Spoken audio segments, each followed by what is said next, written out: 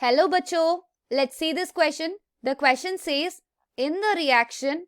तो रिएक्शन दी गई है, ये रिएक्टेंट है, तो इसे C2H5O माइनस और C2H5OH के साथ रिएक्ट की गई तो प्रोडक्ट फॉर्म हुई.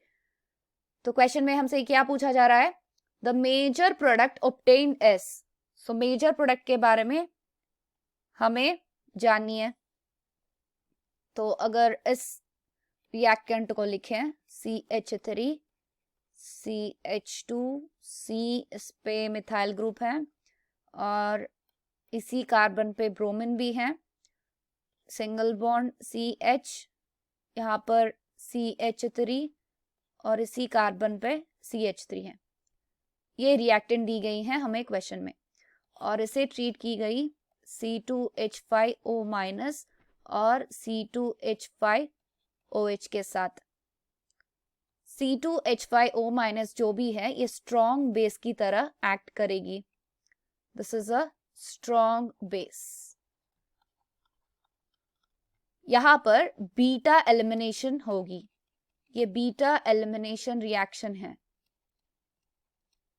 तो ये बीटा कार्बन हुई, ये भी बीटा कार्बन और ये भी बीटा कार्बन. तो यहां पर ब्रोमीन वैसे एलिमिनेट हो जाएगी. तो बॉन्ड इस दोनों कार्बन्स के बीच में यहां पर बनेगी. तो product finally CH3 CH2 single bond C, यहाँ पर CH3, यहाँ पर डबल बॉन्ड आ गई और यहाँ से हाइड्रोजन निकल गई. इस हाइड्रोजन को Br के साथ एलिमिनेट कर देते हैं तो यहाँ पर C बची और यहाँ पर CH3, इसी कार्बन पे फिर से CH3 है.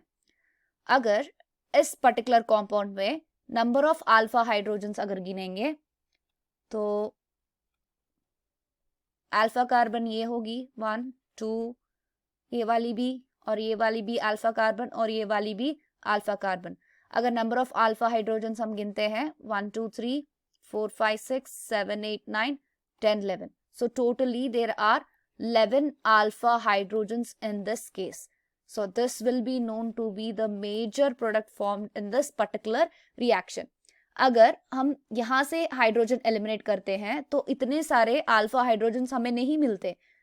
लाइकवाइज यहाँ से भी अगर एलिमिनेट करते हैं हाइड्रोजन को, same case minor products form होंगे अगर यहाँ से और यहाँ से अल्फा मतलब हाइड्रोजन को निकाले तो this will be the major product. अगर ऑप्शंस में देखा जाए ऑप्शन C होगी दी करेक्ट आंसर.